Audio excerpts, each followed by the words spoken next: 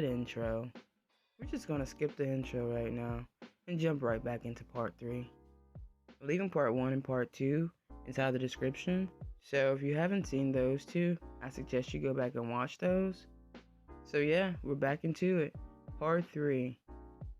Smithsonian, how to steal history and get away with it.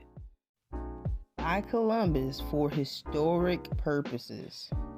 I heard that loud and clear. Anything that predates Columbus is considered illegitimate in the eyes of the Smithsonian in 1879. The largest collector of North American archaeological historical antique findings. This is the belief of the people who are in charge of this entire institution. Well, it would be interesting to see if these views ever changed.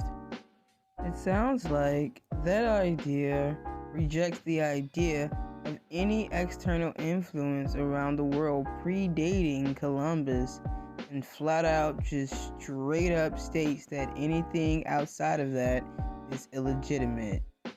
Wow, that's a lot. Okay, so it's illegitimate to entertain any line of analysis which attempts to connect any artifacts found in the New World with any peoples or so-called races of antiquity and other portions of the world. That is wild. That is completely crazy. But that's the Smithsonian. So okay, anything that is found in America that appears to predate Christopher Columbus, then it's illegitimate and it is to be written off. Got you. But not only is he saying a mouthful right here, it was more so the introduction, I guess, of this letter that got me a little bit more. Where it seems like it's like someone else's plan and he's just like, okay, I got you, I'm doing it, let's do this. So where he got me was, he states, by the acts of Congress and appropriation, it was made to continue research in North America anthropology, the general direction of which was confided to yourself. Okay, wait. The general direction of which was confided to yourself? What? What does that even mean? But then he goes on to say, if any measure of success has been attained, it is largely due to the general instructions received from yourself and the advice you have patiently given me on all matters of importance. Again, what? I'm not even done. Then this dude goes on to say, only through their zeal have your plans been executed. Whose plans? Whose plans were executed? I don't know. I'm just saying this seems like a collective idea, or like a collective group of people sharing these ideas and just moving forward. So upon coming across all of this, it wouldn't be hard to believe the government's efforts after the Civil War to seize the territory all the way west of the Mississippi, and of course to suppress the Native Americans who lived there, played a major role in the Smithsonian's desire to characterize the native people of the continent as, quote, primitive barbarians completely incapable of producing anything more than the most rudimentary picture making, end quote. So doing so was mostly an attempt to suppress information. I mean, honestly, I feel like I've given enough of these different views, I guess, a little bit of this backdrop. So I just want to now get into just a few of the scandals that they experienced from the 1880s all the way up until today. Just to kind of paint the picture of the kind of people we're really dealing with here. Alright, so it's in the late 1800s. We're at the burial mound at Sire, Bradford County, Pennsylvania. And these massive horns have been unearthed, right? Crazy. There were bones, etc. Well, apparently, these skeletal remains were sent to a museum, and somehow they were stolen and never seen again. Never seen again. Never seen again. Something that I'm realizing that is a serious recurring theme with the Smithsonian. But carrying on. So now we have 1881, right? And apparently the same Powell guy that we know of, right? We know his views, man. We know how he thinks. He stated how he thinks. He's really specific, right? This guy is now in charge of the exploration of the Grand Canyon.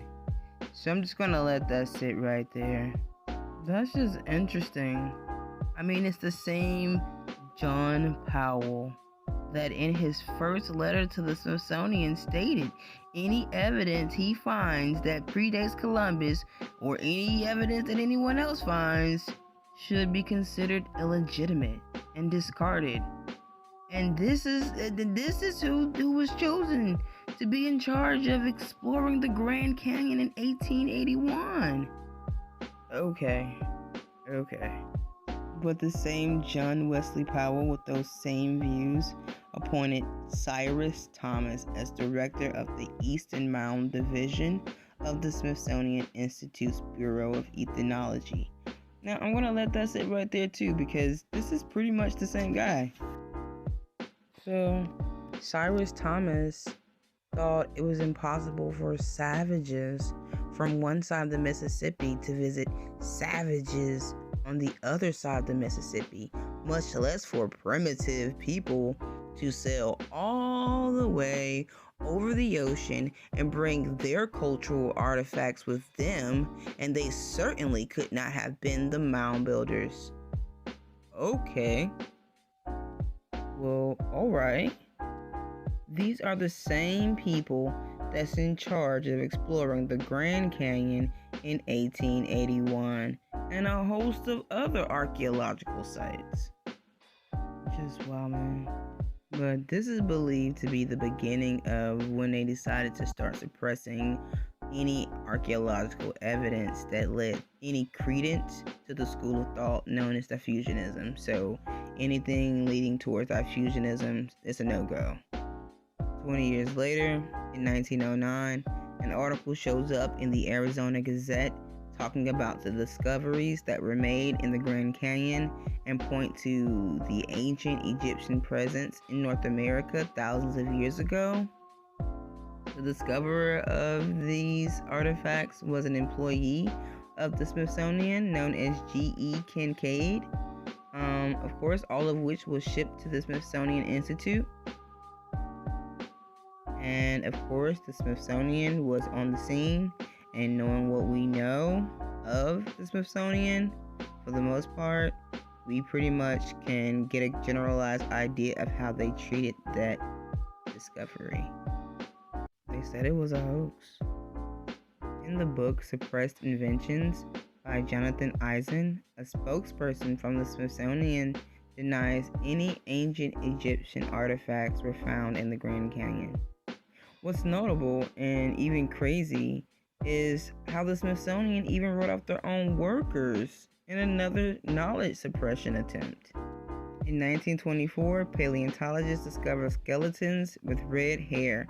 They believe these guys and these bones and skeletal remains to be giants in the Lovelock Cave of Nevada. The remains have been believed to be taken to the Smithsonian. In 1930, the Spiral Mound in Oklahoma was excavated.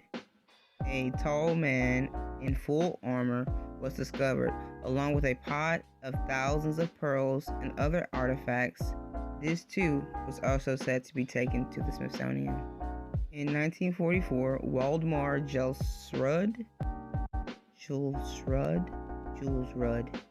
Waldemar, he made a discovery at Canberra, Mexico. It said that his discovery yielded over 33,500 objects of ceramic stone, including jade and knives of obsidian, sharper than steel, and still used today in heart surgery. Interesting. It's also said that he found 6 statues ranging from less than an inch to 6 feet in length, depicting great reptiles and some bizarre statuettes that he then cramped into his 12 rooms of his house. And somehow the Smithsonian got that. A whole nother story. In 1952, Charles Pesso attempted to debunk the collection as a hoax.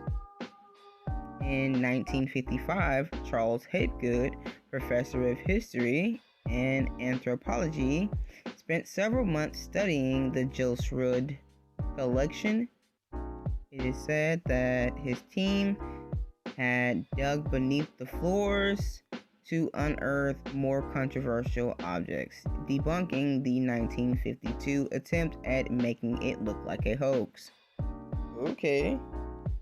In 1969, Vine Deloria, an activist, historian, and author of the 1969 book Custer Died for Your Sins, an Indian Manifesto, charged the Smithsonian with suppression of valuable historical information.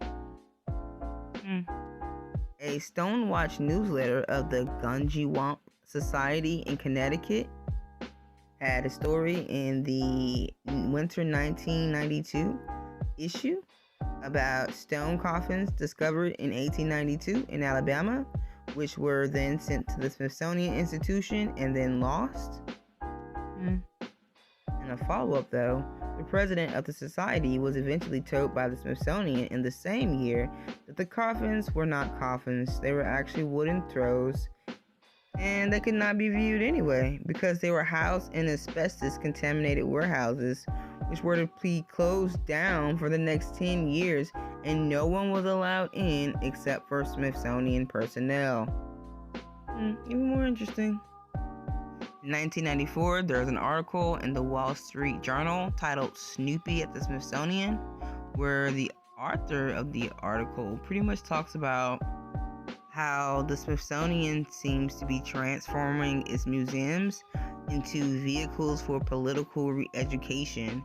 But then he goes on to say that that trend began during the tenure of Secretary Robert McCormick Adams, who started in 1984 and hires individuals from the academic left. In his own words and his own thoughts, he believed Congress was turning a blind eye to what he said was the intentional creation of exhibits that presented ideological views rather than facts to the general public. Even more interesting. Yeah, that's about as much as I feel like I was able to cover surface level, outside of a multitude of other interesting things. Like there are many hostile work environment scandals where there's a lot of sexual misconduct, a lot of racism, and apparently even a few accidents where people have actually died at their museums. But yeah, hopefully that provides a little backdrop to who we're dealing with that's in charge of so much. Like, why is the company so careless trusted with something so precious, such as historical archaeological artifacts? This is literally a company that has shown time and time again to have quote-unquote lost ancient knowledge and artifacts.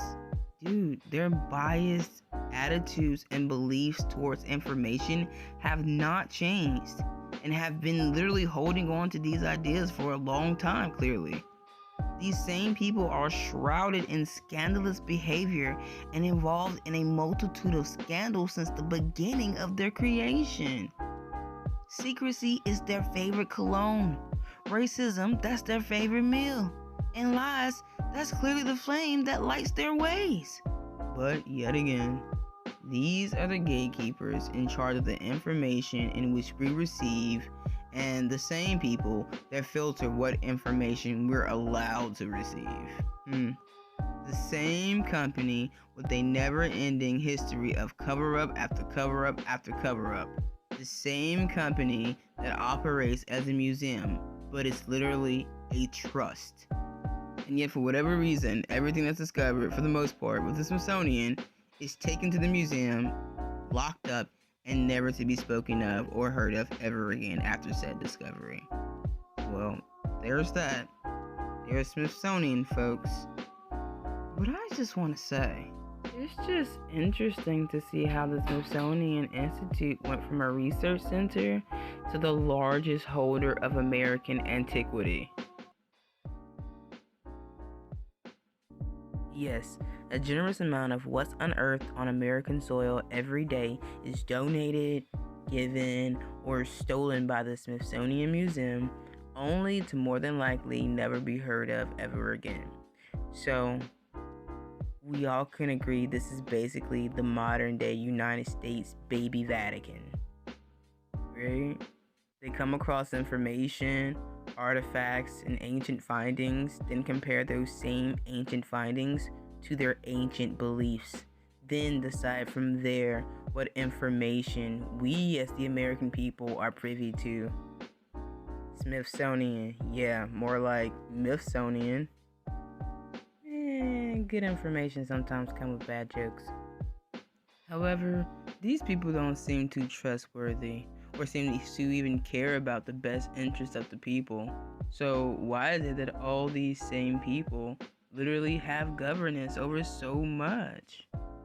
Another interesting point, though, is why is a group of people who are literally known to consistently make mistakes, be involved in scandals on a multitude of levels, etc., are able to handle some of all this stuff, you know? Okay, I guess. Well, that'll be all for this video. I hope you guys enjoyed it, and I was able to provide a little bit of backdrop into that shrouded history of the Smithsonian. So yeah, of course, always open to more information. If you have any, let me know. Yeah, like, share, subscribe, and namaste. Lit.